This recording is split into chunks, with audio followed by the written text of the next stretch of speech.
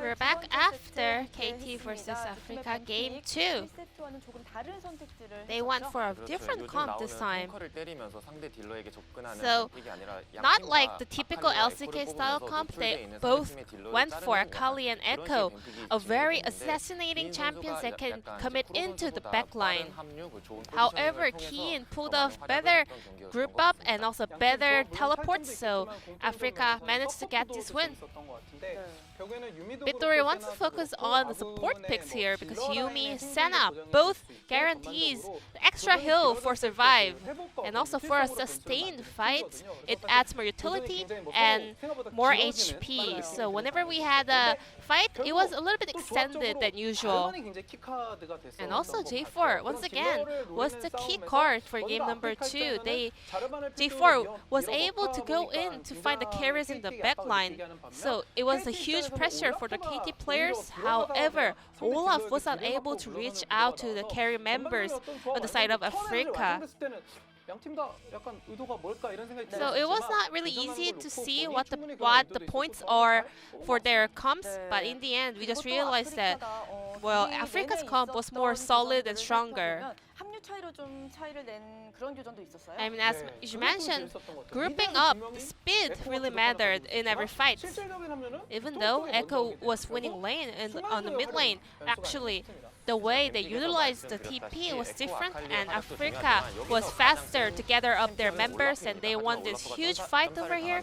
And after this, Afreeca was able to kind of snowball throughout the game.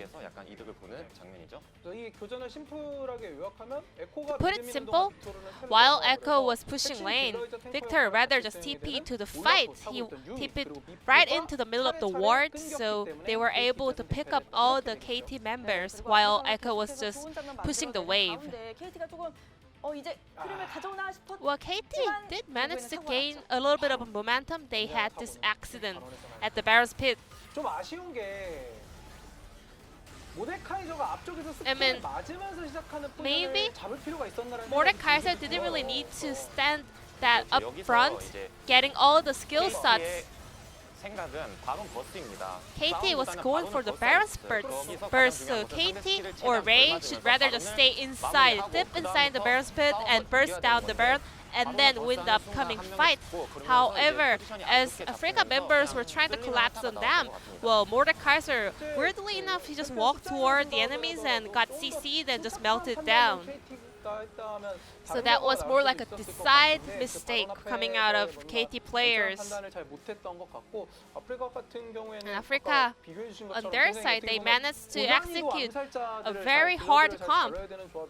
They had to pilot a very tricky assassin champs on their side, but Keen was cleanly pulling that off in game number 2. Akali, even though she got so many nerfs, Keen still, is popping off. Maybe the pilot is the matter. Because Chovy also showed some of the power Akali plays, and this time around Keen also managed to do it again. So maybe teams have to rethink the tier list regarding Akali. The player of the game from Afreeca would be Keen. He dismantled Mordekaiser for 2 games in a row with different champions. Compared to other top laners in LCK, Keen is a little bit more faster when it comes to grouping up with their teammates. And also, he can put so many pressure by himself whenever he joins for a team fight. And there were a lot of flank TP coming in, zoning out 3-4 of the members by himself in one shroud. Well, now the condition that Akali requires got more difficult and tricky, but still, Keen is a very skilled player on Akali, so I think still Akali is a viable pick in the current patch. Plus, Senna was actually really powerful and a key card here because as a support, it's actually easier to collect the stacks. And also with the item Phantom build, he get 90% critical hit percentage, and also he did so much damage in a long range. Afreeca was looking very strong, starting from the draft until the end, so we have to move on to the decider match, Afreeca versus KT, who will get the final will of this match. So let's hop onto the rift. We're going to the ship. Thank you very much, Ji-sun. We are indeed going to the ship. One of our teams will be going to the ship anyway. And at the moment, it looks like Afreeca have pulled themselves together. Keen, big grin on his face after picking up that player of the game. Let's see whether he can make it 2 in a row and possibly get that solo interview at the end of the day, and also try and build up that stock when it comes to his player of the game points. Bringing up the points and having a look right now, he's currently sitting at 200, and so he could be alongside Clid and Faker at 400 if he's able to pick up an extra one here today, because of course 300 now after picking up last game's player of the game. But he will need to get through this game right here, and let's see what it's going to take from the draft to get them a victory. Well, hopefully we'd see Soraka make it through. Now, honestly, I'm just going to get brain blasted if Afreeca now ban it away on blue side, as if KT, who didn't pick it last game, would somehow feel compelled to pick it this game. Yeah. Maybe it's a red side pick, because we did see it picked on red side last pick before, but I don't know. I'm trying to get inside the minds of, you know, the drafting coaches here for our LCK teams, because sometimes it doesn't necessarily mesh with what our analyst says here on the LCK desk, which may come as a surprise to you guys, because normally he's very amicable. As Elise is going to be banned away. So Rumble and Yuumi already taken off the table.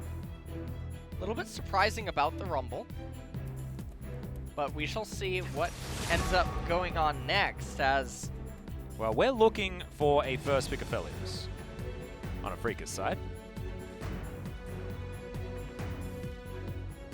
But Ornn is available, Soraka is available, Sed is available, Aphelios is available. So KT, no matter what happens, will probably get the better end of this. They're going to ban away the Ornn, so theoretically, Sed just insta-locked in, obviously. And now this really sets up for the ability to just counterpick with Soraka. Yeah, I mean, Afreeca lock in Soraka jungler after this, and they are sitting pretty. They really are. And the other thing is, Korea as a region is very slow to adopt the set counterpicks. You also have Singed, which we've seen in the LEC. Very, very strong against set. Well, Nort is going to be locked in again, another flex pick. Could see something like Talia or Nectin come out here, and I'd lose my mind a little bit, but... Yeah. I also would not enjoy that one. We go center again. Looked pretty good. As Keen thinking about a different counter pick. As the Lucian being considered and locked in. This is a bit dicey. Obviously, the Lucian able to be flexed into mid lane as well as top lane. And I mean, I guess even AD carry, you can have Aphelios go top. It's very uncommon. Yeah. But also, if Sed ever gets on top of you, you're most likely dead. As that's Soraka. We did it. We have reached the promised land. We have fixed it. Everything is A-okay now. That is called ship ticket in the mail. Afreeca are going to the ship. Already, just straight to the ship. Alex, I'm going to need that pen. All right. Thank you. Are you gonna write down MVP? MVP for the coach? That's what we're doing right now. Sejuani locked in for KT. Bono back to an old nemesis for himself, because he had some pretty shocking games on the Sejuani. Doesn't really fit in with his playstyle. He likes to play fast and loose. Okay, that's a Yasuo ban. Just trying to stop the Sejuani Yasuo pairing, I guess. Olaf taken away on KT's side though. Not wanting to see Spirit on any of these more early pressure junglers, and that's going to fit the Jarvan 4 as well.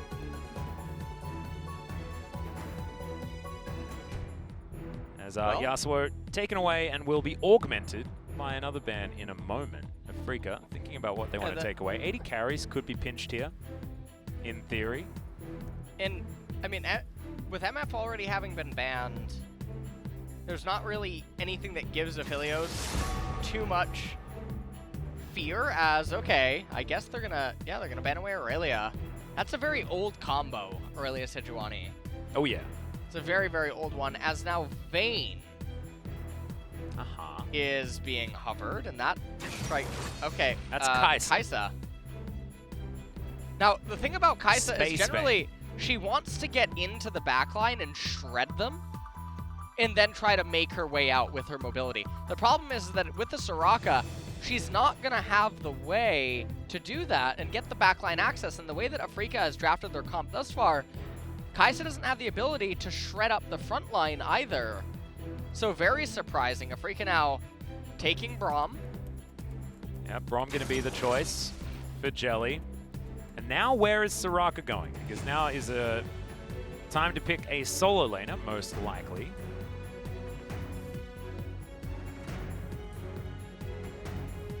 Jelly, what are you going to select for either Fly or Keen? Of course, Keen certainly stands out as the, jungler needs to be logged in. Because Soraka's going into one of those solo lanes, as it is going to be the Karthus. And Tucson going to be taking away very, very swiftly the Rakan. So KT do have a hell of a lot of CC, but Afreeca have so much damage, so much sustain. And it looks like it's going to be Fly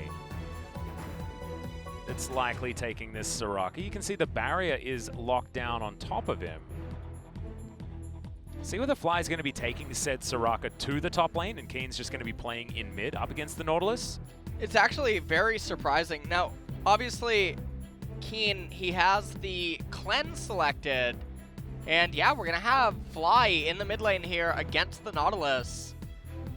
And honestly, Soraka's not bad in mid lane by any means. No, it's fine. It's just a little bit surprising. You would think that Lucian would be able to bully the Nautilus a little bit harder.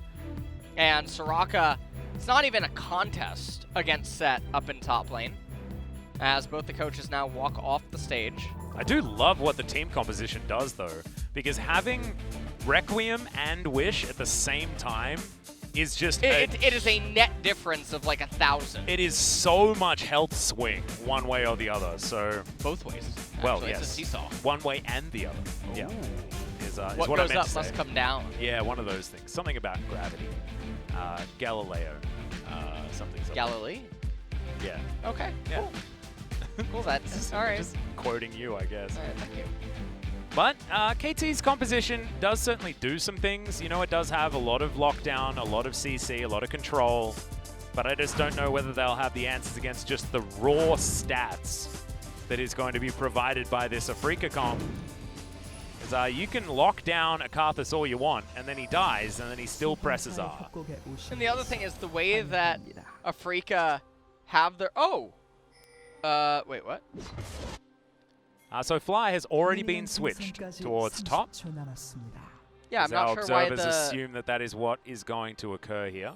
Yeah, I don't get why the observers would do that actually before it happens. That seems a little... Yeah, move it back. Yeah, there we Move go. it back, yeah. Yeah. Getting a little bit ahead of ourselves here. Honestly. But, there we go. Okay, They had you it know right. They had it right. How disappointing. It's because the observers are actually omnipotent. Ah. That's why... 생성되었습니다. Well, I didn't know that. That's why I need to talk to Jonas Strong about that. the Lounge Latitude places us up here at the caster desk and them there in the observer room. Got it, got it, got it. Observer is such a cool word, and you cursed us. How is it me? I don't know. I'm gonna ask the Greencasters. Ah. But I know it's you. All right. Well, that's rude. But we are having a slight pause, and that sound is not going away. We are going to pull it down just a little bit. We'll get word on exactly what is happening as soon as we can. Hopefully it's not another, water on the keyboard issue. As we're coming on over, I believe we're checking out the Afreeca side. Yeah, looks to be a top side of the map type situation. No, KT. I take it all back, but still top side. The question is, what is actually going wrong? Maybe it's something with the microphone. And we can talk about the team composition. So again, the Soraka doesn't really incentivize any sort of magic resistance being built. Yeah. And the Lucian and the Aphelios, obviously, you want to likely build Ninja Tabi. The other thing is that Set is incentivized to get Bramble Vest and Ninja Tabi against the Lucian, which means that Karthus has a pretty easy shot at just dealing near true damage on Set, as the way that all the champs are going to itemize against this team composition is that they're going to probably end up stacking armor. There's not going to be any magic resist picked up, and thus if Karthus goes Sork Pen into Oblivion Orb, he'll end up having the 33 pen, almost dealing true damage to pretty much everyone, with the exception of what's likely going to be like Nautilus in the mid lane. Well, we have resumed. It was a slight headset issue on Ray's side, but he was able to deal with it very, very quickly as Keen just cheating here over towards the side in case anything does happen. Tucson pulls the wave towards the bottom side of the map. Try and get that pushing for KT, or towards them anyway. Does lose one minion, so worthwhile. I believe the experience was picked up though, so not the biggest deal for Jelly and Mystic, as Mystic misses out on one. Is aiming, now going to get stunned up with the concussive blows. You can see Mystic with his Calibrum aimed. A lot of extra damage, two more autos. Would have been enough there, but aiming with the teleport. Doesn't actually press his potion button either. Wasn't actually afraid of that one, but still had his flasher. And we're taking a look at the runes, Fauna Life, and Scorch on the Soraka in mid lane. And I really don't like that in lanes where Soraka can't threaten a solo kill. And so obviously, here against Set up in top lane, she doesn't need to ever really kill Set, and then just having Gathering Storm for the added AP 20-30 minute mark plus is just so much more valuable. It converts to so much more EHP. As Keen might die here. Yep, gonna flash out of the way of the Arctic Assault. Now trying to get some damage back onto Bono, who doesn't get the Aftershock procced or anything like that. So not too bad. This is going to mean that Afreeca can continue pushing pretty relentlessly towards the bottom side as Grand Entrance was used. Mystic taking a turret shot where he really didn't want to. Severum going to help get his health back there though. As you can see. Should be pretty helpful. You can see Spirit already ahead by a camp, but now Kuro and Ray both moving on over. Flash out from Spirit. He's now looking to throw down the Skittles. Now Fly and Spirit in trouble. Permafrost is down. Keen looking for the first blood onto Kuro, but it is going to be picked up by Set of all people. Now Bono trying to run away. Yeah, Fly with his barrier. Now Ray has to flash. A 1-for-1, but first blood going to KT. It's good news for them. When Bono might try to kill Fly here. Unless Fly's able to kill him as teleport comes through into the mid lane. Now Fly looking for Bono. Ray's going to come down. Silence Field, not going to be able to do it. Flash out from Ray. Sorry, from Fly. Away from Ray. Walks over a ward. Fly. Oh! I think he's trying to repel them. They want to give it to Bono. The banana. Yeah. Oof. Scary. So what we have confirmed here today is Scuttlecrab does not like bananas. As Spirit now gonna come in here, shove out the wave with the Lucian, grant him the recall. In Spirit, he'll probably go over to the right-hand side, clear that Scuttlecrab, and then he can come right back to mid if he wants to. But Fly's lane is now in a super awful spot up here in top. And also, First Blood going over to Ray as well is a big deal. Got him a blue buff on top of everything else. Of course, doesn't really care about it too much, but cooldown reduction is never a bad thing, unless you're Yasuo. Tucson battle dancing away. And Spirit was up here. Bono looking for more. No flash on the Soraka. Facebreaker comes in, and there's too much CC. Obliterated. Here's the little goat lady. And look at the size the wave of that minion wave. Yeah, the wave state is super terrible. Ray is just going to get so far ahead at this point, and this is all a byproduct of that fight that happened in River. And if we want to call a spade, Afreeca did fight it a bit mechanically poor. Yeah. And KT are just taking advantage of stuff that's happened so far this game. And also Spirit, he is trying to do so much on the Karthus, and it's just not necessary when your laners individually are able to do so much on their own. And so, lots of lost opportunity. Ray says, let's go. Yeah. We did it. Too easy. I have teleport, by the way. And he used it. Yeah. Get back to this lane. Yep. Fly has himself a couple of Doran's rings. He will still be Soraka as this game goes on.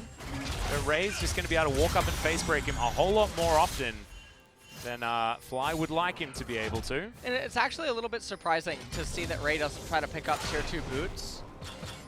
Even in a spot like this, because he's going up against Soraka and there's the Wall of Pain on Karthus as well as the slow on Braum.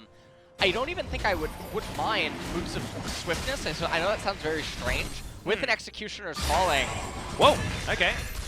There it is. Ray looking for the solo kill, and he'll get it oh so easily. Superplex backwards and put in the grave. Counterpick, by the way, not working out at all as Spirit. Oh, he's going to be pretty happy about these lane minions, but Ray's still at full health. Keen is dead inside. Keen is thinking to himself, do you know what I just did to this guy 2 games in a row? As Fly goes top lane. So far, absolutely not working. 2-0 and 1 for the set. Tucson going to get stunned up. Remember, doesn't have Flash available, and there's the snare from Mystic. He's only level 5, so no Moonlight Vigil, and couldn't quite get the last stack of the concussive blows onto aiming. And now Ray's just dirty farming underneath this turret. He will have to take the long way around, I believe.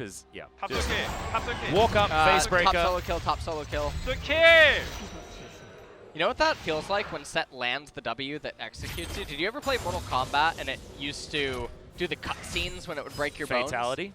Or fatality. Well, no, the bone breaking. Ah, when you land, you know, I forget what they're actually called, but that's every single time Set lands the W, that's what I think of. Well, it certainly feels very painful this game as Fly is so far behind. 19 CS at 7.5 minutes in this game.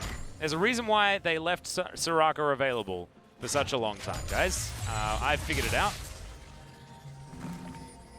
As Bono's once again back on the top side. This is definitely a camp, but it's also Fly not looking very comfortable on the Soraka. And KT, I mean, again though, with top lane going the way that it is, it's not the end of the world. Afreeca, they're only down 800 gold, which is very surprising. Yeah, I'm very perplexed. Another thing is that Spirit does not have the kind of advantage that you would want on Karthus in this game. Also want to point out the skin that he's using. It actually helps not only him, but also his opponents, as the Qs have the indicator. Yep. That feels a little bit bad, so. It's the obvious Skittle skin. Not the one that you want. Another wave, going to go begging here most likely as Fly moves on over. Gets a control ward down, so knows that Bono's in the vicinity. Will be able to alleviate pressure for the rest of his lanes, but as you can see, this is the turret being taken down very easily. The zoning for the bottom side, though, will mean that Afreeca will also be able to take one down. Turret going to fall first on the top side, so first turret blood going over to the set. This will also open the lane a lot for Fly, who should be able to try and get some form of freeze potentially on this wave. We're going for even more. And Soraka obviously doesn't have the easiest way to do anything here. Ray is 3 levels ahead of Soraka. Yeah. He's just not being allowed to get very many minions. Also, she went double Doran's ring, so stunting her build even further. I have no idea what Spirit is looking at right now, or trying to do. But he's just getting some vision down. Mountain Drake going to be coming up next. 1.5 on that one. So we're looking at a Cloud or an Infernal Soul. This not getting the kind of advantages that one would hope. By the way, I just want to point out that no one on Afreeca is going to build armor. No. So, if I see a Black Cleaver, when there's a Sejuani, Nautilus, Kai'Sa, and Rakan in the game, I might lose my mind. Here we go, moment of truth. I like how production's hiding it right now. Total gold being shown to us as Ray has a bit of gold over Soraka. Double. 2.5 thousand. Casual double. Not bad. But you can see there's a lot more money on Mystic than there is on the aiming as well. Oh, there's the Trinity Force just completed. Love your work, Ray. Absolutely fantastic stuff. Yeah. Soraka's getting more than a couple of minions, though. So that's good news for her. What's bad news is that as soon as Ray gets back to the lane, it is dead Soraka time over and over again. Fly will need his flash available as soon as possible, as these control wards going to get cleared out. And at this point in the game, KT is in a very comfortable spot. They're going to be able to pick up this Mountain Drake.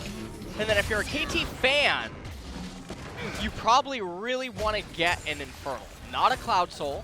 Oh, yeah. So that you can try to burst through the obnoxiousness that is the Soraka in the mid and late game. And this is rough. It is. But we're going to have a fight for this Mountain Drake. Ray moves on down. He's got a big target on his back, but also a hell of a lot of damage availability, especially with Trinity Force Power Spike. Void Seeker not going to find anything. And there's a ward in the back of this pit showing exactly what's going on to Afreeca Freecs. And Spirit just going to clear his red out, but KT look like they're keen on starting it. Yeah, you got Fly moving back towards top lane. I believe Afreeca are just going to give this one up. Yep. Drake number 2 going over to KT. Checking out some of the stats, yeah, not going to be able to see them, fortunately. There we go. You know what? We got jebaited. Yeah, we got jebaited pretty hard. But I do believe that Sejuani just had 73 armor, so next time we see her, just remember that. Oh, Ray. Wall of Pain is down. Rift Scuttler is going to be saved. Ray's going to get out of there.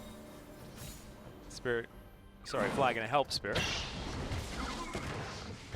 Spirit now Ray back underneath the turret. Okay, so minute and a half until the plates do fall down. None of them are going to go to the Soraka, as total CS is certainly very high for both Keen and Mystic, and that's a good news story for Afreeca. Yeah, there's nowhere to really be right now. There's nothing to do that would cause a panic, and so looks like they're going to try to kill Ray. I mean, we have pings going down onto it, but there is no chance that that would happen. Spirit might cancel his recall. Never mind. Facebreaker's going to come out soon. Just a sec. Huh? Yeah, misses it.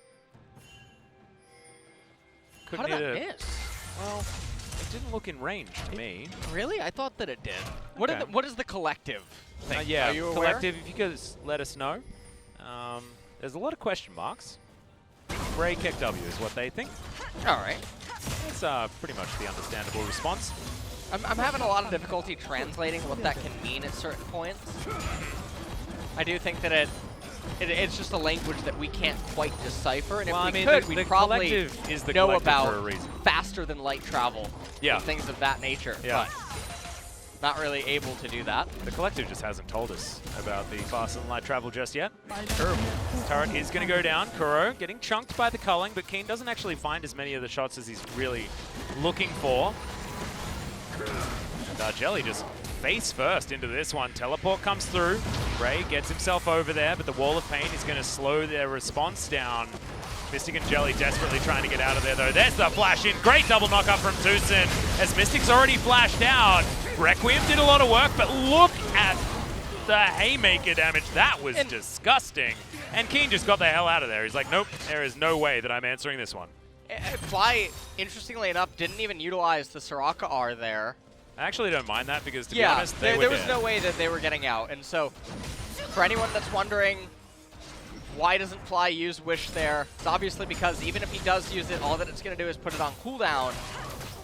And Afreeca, they're just going to have such a hard time at trying to accomplish something in this game. Yeah, let's have a look at it one more time. Yeah. See whether there's any opportunity for a Wish, but I just...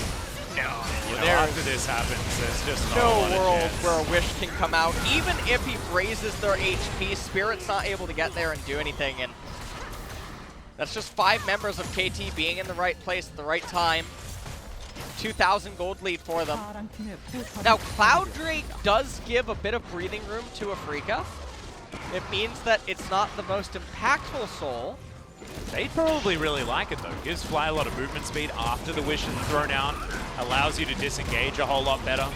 Things like that. And also can allow Jelly time to close distance after throwing down his Glacial Fissure. Keen chasing after Bono.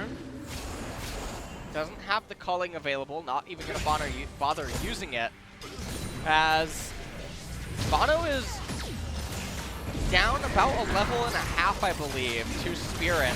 They're going to group in mid lane, as Afreeca is going to try to raise this turret. Ray probably going to come in here and look for a superplex, but going to be really careful against the Soraka silence.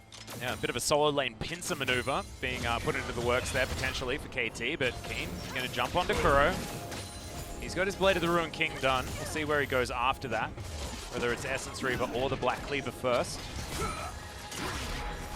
Depends on what he wants to do. I wouldn't mind Black Cleaver in this comp, just because it's going to be buffing Mystic's damage as well, and they are going to be a big source of the physical damage. The culling also brilliant, stacking up the Black Cleaver. 30 seconds until the Cloud Dragon is going to come here. Likely going to be KT that's going to be trying to get into the driver's seat to get that. Fly is level 9. So, Ray up 70 CS, just casually right now. Yeah, just a casual 70 CS. 2-0 and 3. Yeah, going to run backwards. Maybe actually we'll end up eating one of the jungle camps away from Karthus. He's been doing a bit of that. Certainly a good idea if you are facing a Karthus jungle in solo queue. Take his camps. He hates that. Does rely on getting as much money as possible. Currently building towards that Oblivion Orb, and as you mentioned earlier, KT, their eyes on this Cloud Drake. Spirit is going to throw a Skittle to try and steal it, but he's not going to be able to. Bono had the smite button. He's going to be able to lock that one down. Afreeca set up as 5 in this mid lane. And their 5-on-5 is where they want to be winning these games. Things on Holy Grail is done for Fly. That's actually going to be great for him. But now Afreeca are down here looking to fight 5 versus 5 around no objective whatsoever. So KT just elect not to take the bait. It just looks like we're going to go back into posturing for quite a while. As again, there's nothing that really can force or entice a team fight, although... Quickness into the back line. Oh my god, the superplex is gigantic. This time the Wish does come in, but it's equally as worthless. Really surprising. Yeah, the pick potential of Ray just walking on over and diving on people. He, in fact, put him through a wall. Yeah, he got impaled. Feels real bad. And Mystic continuing to have a very off series, even though this game, an off week, actually. Yeah, an off week. Mystic has, you know what? I found out that apparently, yeah, that's actually, I think, the issue is that he lost and was unable to sustain his Super Saiyan God form. Yeah. And so now, the hair going gray, his power level is a lot down. I mean, where does it go next? You know? Hopefully over 9,000, but not here in mid lane. Zeus's Rakan is pretty damn good, yeah. By the way, guys. Just need a reminder. That was a sandwich. That was something. That was a peanut butter and jelly. A little bit of fluff. 사랑해요 우리 팀. I love us, or I love you guys. Our team. As KT are just in a really comfortable spot right now. They're up 3,000 gold. They're threatening Cloud Soul in 3 minutes. And also, Aiming has found his way back into this game as well. Yeah. Closed that CS gap, which is just a flow-on effect of what's been happening elsewhere on this map. 3,000 gold now the lead. The Rage Blade is very, very close for this Kai'Sa, who will start joining the team as far as these carries are concerned. They're going to need Kai'Sa damage as this game goes on. Not a lot of consistent damage necessarily from the rest of this squad. And right now, Spirit, I mean, he picked up an Oblivion Orb, so he has that pen. Now, Kai'Sa, 36 magic resistance, so almost true damage onto Kai'Sa. And he's just going to die here. Point blank ult. Good night. Oh, Sweet Spirit actually going to flash, which is not necessarily what you want. And that actually makes it so that he's further away from the opponent, so he can't do anything. And Zed is just ignoring Soraka here. Yeah, face breaks her. There's the showstopper, as Ray is going to not opt too heavily for any battle. And I really like that Ray, well, he backs up. He actually gave Fly a chance to come back in. Fly taking more damage. It would be very good of Ray not to not to take the inhibitor here. It's only 20 minutes into the game, and without Baron, it's going to be near impossible to end through top. And Baron isn't really on the table yet for KT. So if he keeps pushing up in this top lane, he should just make sure not to bother with the inhibitor, because if super minions start spawning, they can't utilize that lane, be down for quite a few minutes, and that would just allow an access point that Afreeca could funnel gold into, while KT would end up self-denying it from themselves. Take a look at this replay here. It's a really easy bread and butter pickup on Spirit. He flashes away so that his death defied, not able to be in range to really offer anything of value. I think he was spamming the flash before he knew that aiming was coming in, I guess. I don't know, trying to justify it. Don't know whether I necessarily can. As Keen, 2 items now complete. He's got the Black Cleaver at least. But Trinity Force and Deadman's Plate for Ray. I don't think Keen's going to be doing any damage to him. Very close to 3,000 health as well. I mean, he's a raid boss, 80 CS in the lead. Welcome to KT, Ray. See whether he is going to be the one to give KT their first victory. Remember, KT are coming off a loss against APK earlier in the week.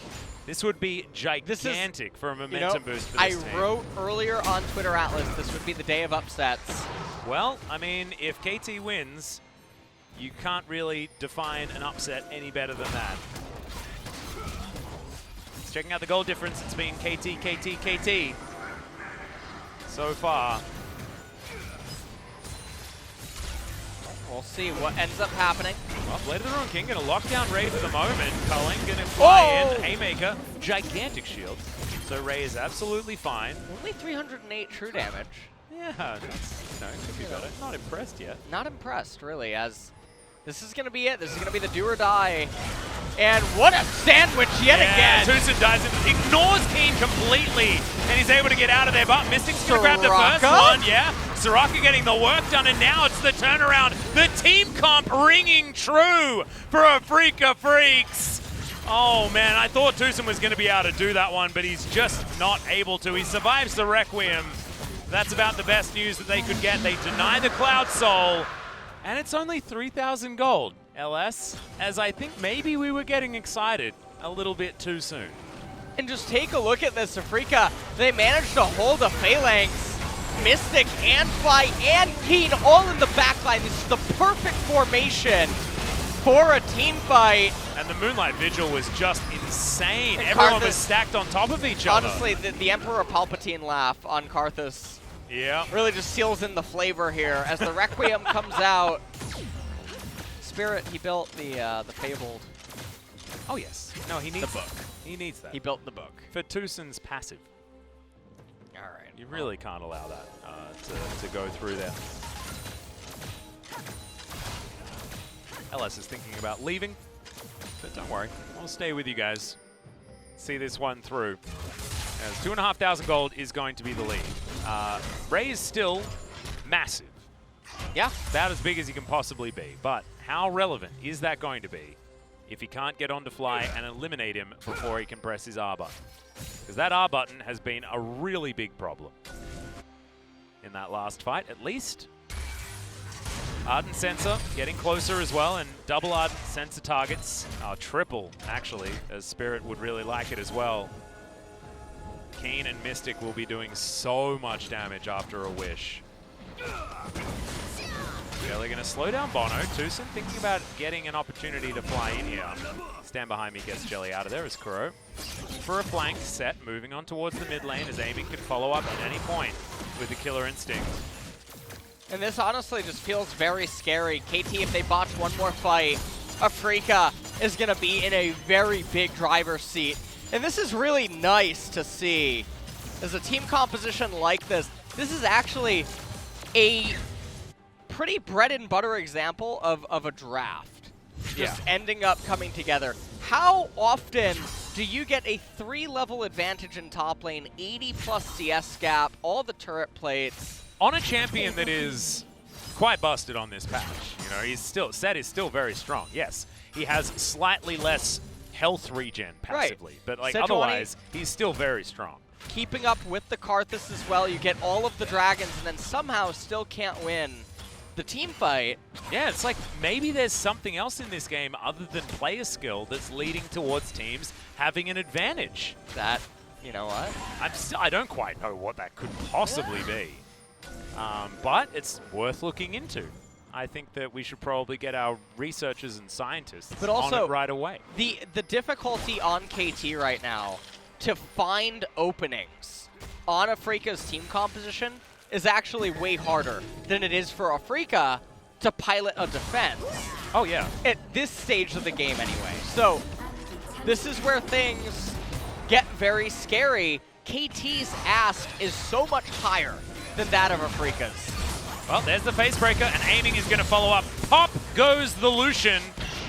As Ray's going to take a bit of damage, but not very much at all. Remember, no magic resist on this set. He's just got so much health that the Requiem looked like it did nothing. I think that what KT is going to end up resorting to here is guerrilla warfare in order to try to win this game.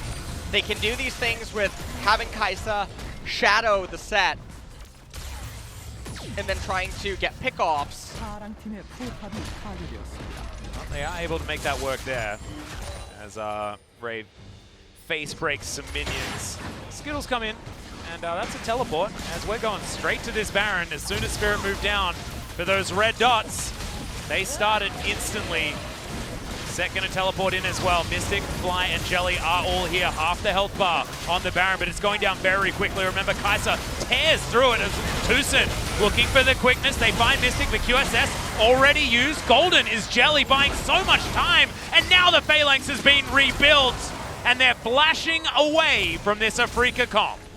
And Afreeca, it is so scary for KT to stare it down knowing that it is only going to get worse from this point forward, because Nautilus, he stopped scaling. He's basically at his peak that he'll ever be at inside of this game. Sejuani has stopped scaling. Rakan, for the most part, has stopped scaling relative to the opponent's team composition. So it's only going to be Kai'Sa and Set, whereas every item pickup for Karthus matters. Every future item pickup for Soraka matters and changes. Lucian, every future item pickup matters, impacts them. In fact, it even impacts more on the Lucian. Kane's going to get so much stronger after 20% CDR, after getting that extra crit damage out from the Infinity Edge as well. His power spikes are yet to come, and KT are once again back on the Baron. There is the showstopper from Ray as Kane trying to take him down, but what they're doing is using Set to buy time. Sejuani locks down the Baron. They lose their top laner.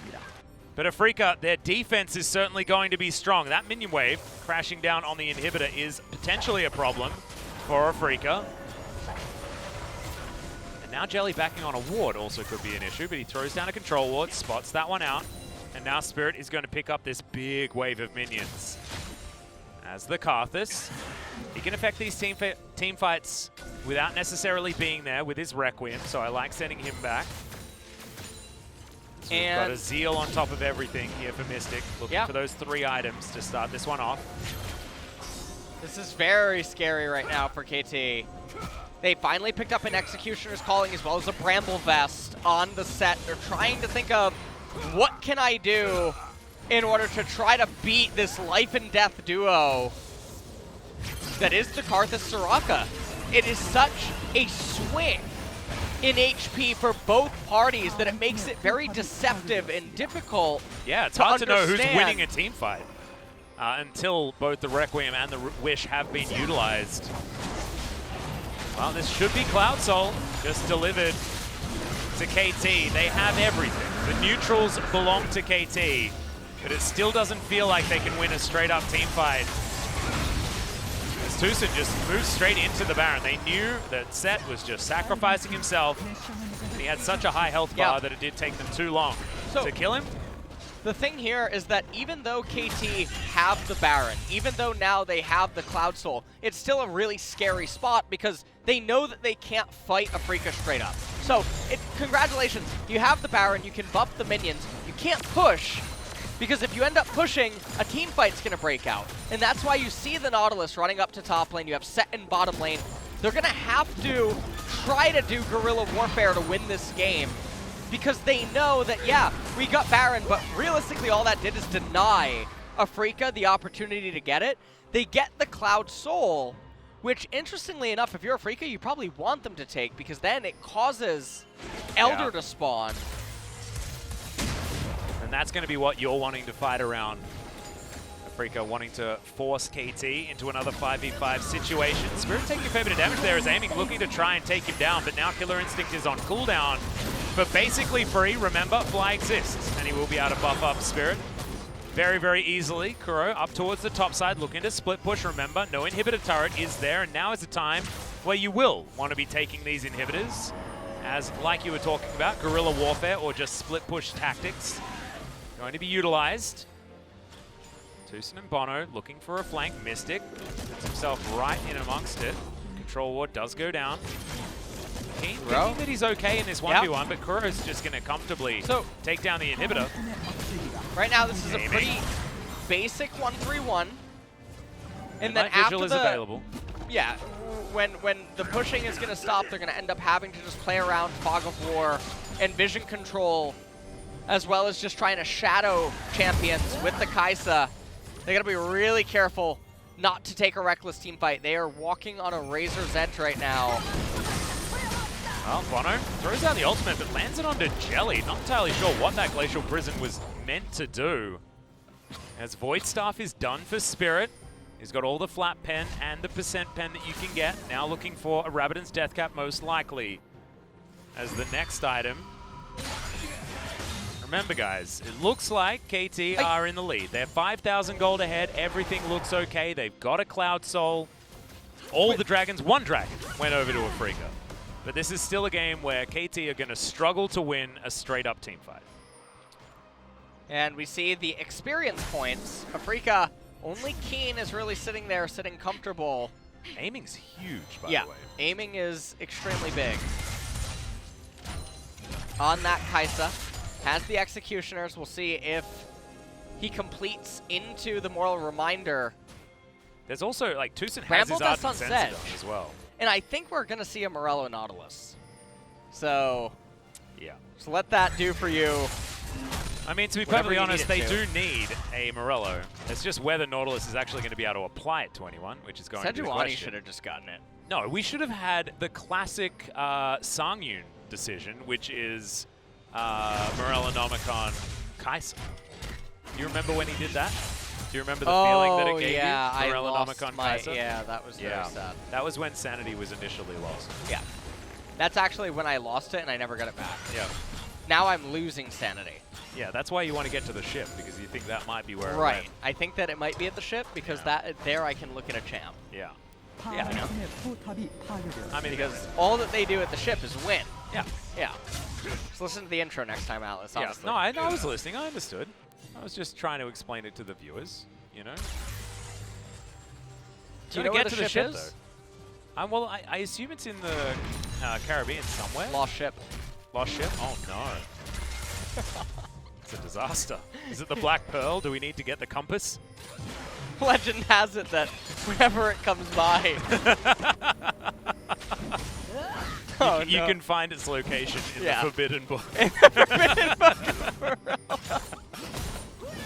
You need a special mask in order to read it? Yep. Oh, man. Well, you need a mask anyway, guys. Coronavirus is a thing, and be safe. Okay, everyone? You know, speaking of the coronavirus, I just I got some pretty alarming news. Oh, yeah? What's happening? There's 4 new cases right next to my apartment in about a 5-10 minute good. walk. That's, I'm going to put that in the cons column. Yep. That's not a very... Yeah. Stay inside. No going to the convenience store for you. Oh, so I live with a few pro players. Yeah. And yesterday we just spent about, I don't know, like $1 grand or something on food and water. as Ray missed. Sorry, that was my play-by-play of that moment. Yep. It was just a bit of a giggle because Ray couldn't quite find any of his buttons. He was looking for a phrase breaker, I think, but he didn't quite get there. As Wade is teleporting to the Baron.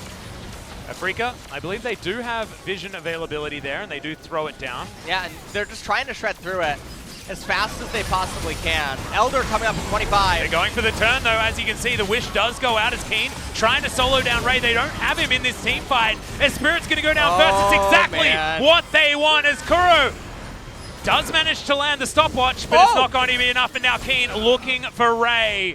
But Bono's right there, Tucson there as well, and now Afreeca thinking about going towards the Baron themselves, but without their jungler, I don't think they're going to be able to do it, as now super minions are knocking on their front door. That was probably the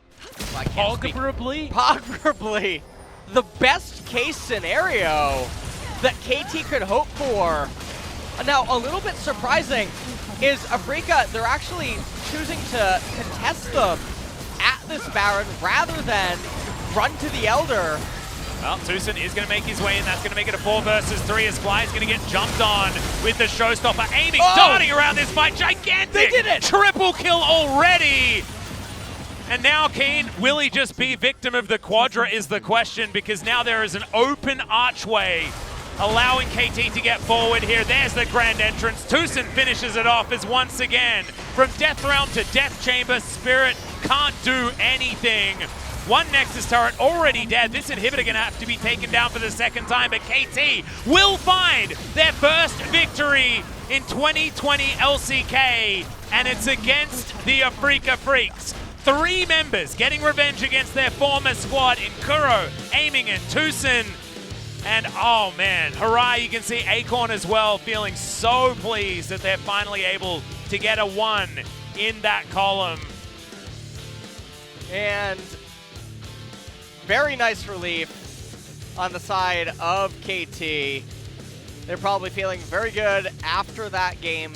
Finally pick up their first best of 3 win here, as you mentioned, as they were really looking like the cursed first win team.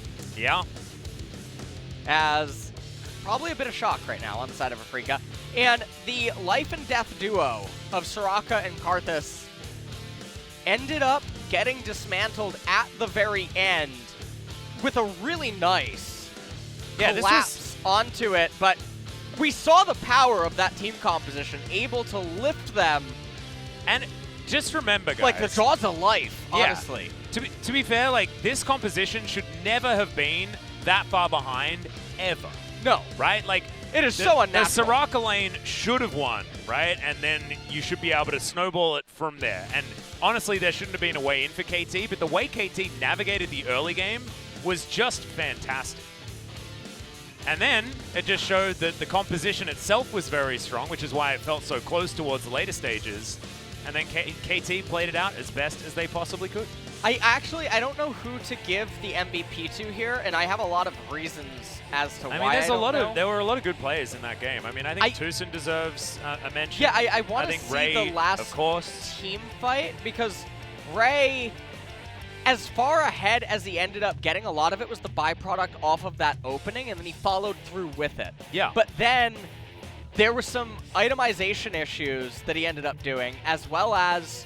Hey, he built a Trinity Force, right? He did build the Triforce, but there was a lot of collapse in his presence inside of the game, so I don't know.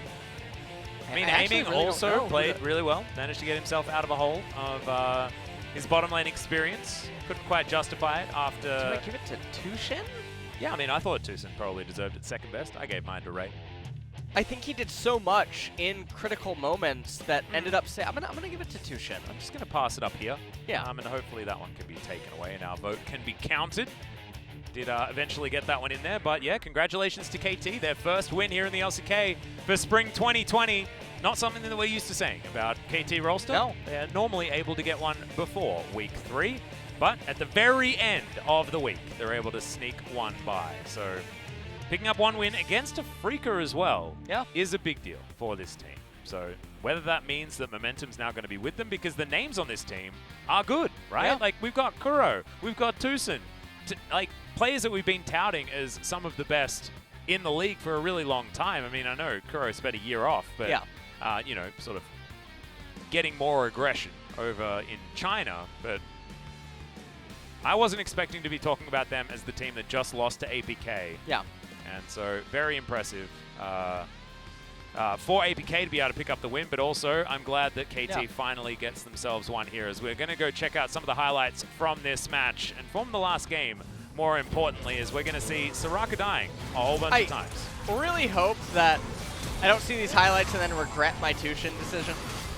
But anyways, this opening definitely played a bit peculiar by Fly. He was extremely cautious with everything. I think that they could have ended up killing him there. And what I mean by that is obviously with his flash, as Bono and Ray able to keep accelerating. This is a 2-level gap. Not really much Fly could do. Tushin. Yeah, I like your Tucson decision for this one. Yeah. Ended up getting a lot of value right there. The flash facebreaker was pretty good. Tushin right here as well. All right, okay. Leading up to this. But remember, Mystic gets put actually inside the wall. That is after true. that one by the set. Tushin here again. Oh, I feel like starting we're to get making extra a case. points. Tushin. All right. Locked him up. Now, this is the fight where they actually lost, but he did his job. And he got out of there, and I believe didn't die. No, he didn't die. I think he lived with about 70 HP after the Requiem. Bit of a hint for everyone is that whoever won 8 out of 12. All right. Now, here's the key moment. I want to see what he does inside of... I mean, Ray did just get them a Baron. All right. It's pretty good. Here comes Tushin on the right-hand side. Right, Ray tanked a lot of damage. Got on the fly. Well, that wasn't the super big team fight. This was the winning team fight. That was the winning team fight. I'm a little surprised why the bloody fight wasn't shown. The real winning fight that was just before this one. Yeah. A little bit surprised to see that one. I like the Captain Jack cleanse out of King. Yeah. Keeping the mechanics together, even though his Nexus is unable to do the same. We've been told 8 out of 12 votes went to someone. Don't know who that someone is. Yep. Is it going to be you or I that is ruining everything here for either Tucson or Ray? Only time will tell. It's really hard to get MVP as support, isn't it? Kind of. It is. I mean, You know. Tucson almost managed to get MVP of the split, I believe, in 2018. With some really great performances. That was in Zaya Rakan meta, where he was just the best Rakan. Showing us again that he is still incredible. Remember, on King's Zone, was able to set up probably one of the best plays that we saw last year, which was Neon's incredible Emperor's Divide, which was alongside the grand entrance onto 4 people out of Tucson. Super sexy, if you ever want to go back and watch it. But I wouldn't mind if Tucson managed to get 8 out of 12 votes or whether Ray got it. I have a feeling that it's probably Ray. It's going to be aiming. It's going to be Bono. If it's aiming. I mean, he did press R and then... It's going to be so on. All right, well, here it is. It's going to be Ray. Of course, there we go. It's his first one. Hasn't actually played too many games. I can understand it. Not going to complain here. Yeah, okay. And apparently I'm the lone support. Yeah. All right. The only one. It's fine. So aiming did get a few votes. So 3 of the votes were for aiming, and 1 of them, in fact, it was LS's vote, went to Tucson. That was your vote. And my vote was for Ray. I voted for Ray. No, you didn't. You know what? I'm thinking about walking off, okay? But he played a really good game, and we need to once again just congratulate KT from getting a victory. And against a team that I touted as being possibly the best in the LCK for this season. This squad on paper does look very, very good. Afreeca is looking a little shaky, though. Yeah. Now, interestingly enough, Keen was the player that showed up today, even though he's been having a very rough time so far in Spring 2020, and so... And it was Fly that was really struggling, as we are going to throw it over to Ji-sun for the interview translation. Thank you very much, guys. This is Ji-sun with the interview translation, and we'll be hearing from Kuro, Ray from KT, picking up the first win of the split. I'm just like, it took so long, you know? So I'm just so happy. And I feel really relieved that we finally got this win. I mean, yeah, it did take a long time. What has changed? To be honest, like, we just kept losing, so our mind, you know, our mentality just like were all destroyed. We were having a bit of a meltdown, so we went to the drawing board and let's start from the beginning. Let's like cheer up. Well, so actually, if we got an earlier victory, maybe we wouldn't just be falling apart like this. So I'm really sad about that. And your first POG, right? How are you feeling? This is my first POG in LCK, so I think they're telling me to like go back to the starting line and like cheer up, do my best. So I will do my best. Krill also said that you deserve 12 votes. Well, my performance was not perfect, so I understand that. Congratulations once again on your POG, and let's go back to game number 1. Krill, your performance on Nautilus was really significant. And also, Afreeca kind of led through affiliates during the pick and ban. So what did the players say when they opened affiliates?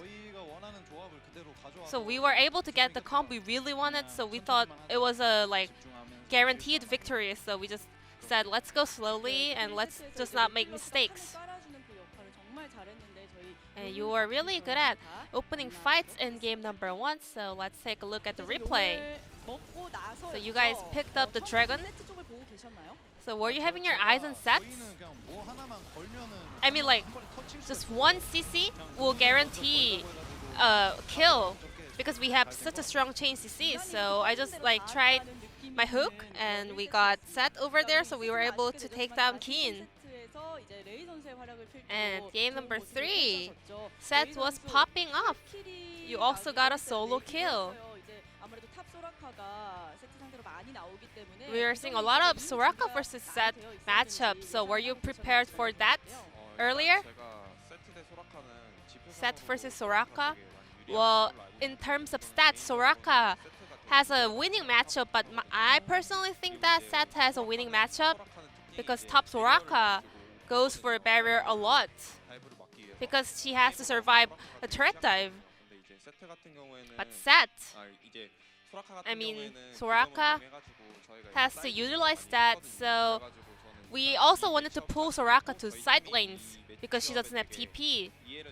So we all understood this matchup as a whole, so we were able to go into this confidently. And that's where we got this solo kill during the laning phase, right? So this is the one you mentioned about the big waves giving pressure of potential turret dive. Yes, my rune choice was like fleet footwork because Soraka cannot run away. She doesn't have any dash, and Set itself, well, the passive and together with the fleet footwork, you can have a very high movement speed. So I was able to punish that mistake over there coming out of fly. Well, thank you for a very detailed explanation. And how did you react to Afreeca's comp? Well, when they locked in Lucian, we could expect that Soraka would just rotate to top side. So, and we also knew they would go for no TP comp. So we had a very winning start in the top side as well, and in the late game we knew that they will be a little bit rushing in the late game because they have no TP, so we just wanted to go slowly and like focus on the game. And we executed that correctly, so we were able to get this win. Kuro, you're going against Sandbox in your upcoming series. I guess you guys still have the high desire for win, right? I mean, I really don't want to go down to the relegations, so I will do my best to avoid or get out the relegation zone and make it to the playoffs. And I think our team is not bad. but we had so much pressure, you know, coming outside of the game. So with this first win, I want to bounce back and keep this momentum going. We'll get all the wins we can get. As KT has a lot of experienced players, I think KT will manage to handle it really well. And Ray, what's your goal for the split?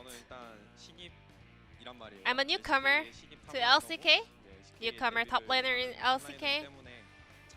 So I will have a mindset that I will learn everything and taking one each at a time. And I want to prove myself that I'm not a bad player. So once again, congratulations on the win, and this will be the end of the interview with Kuro, Ray from KT Rolster, and I'm going to pass it back to our casters. Thank you.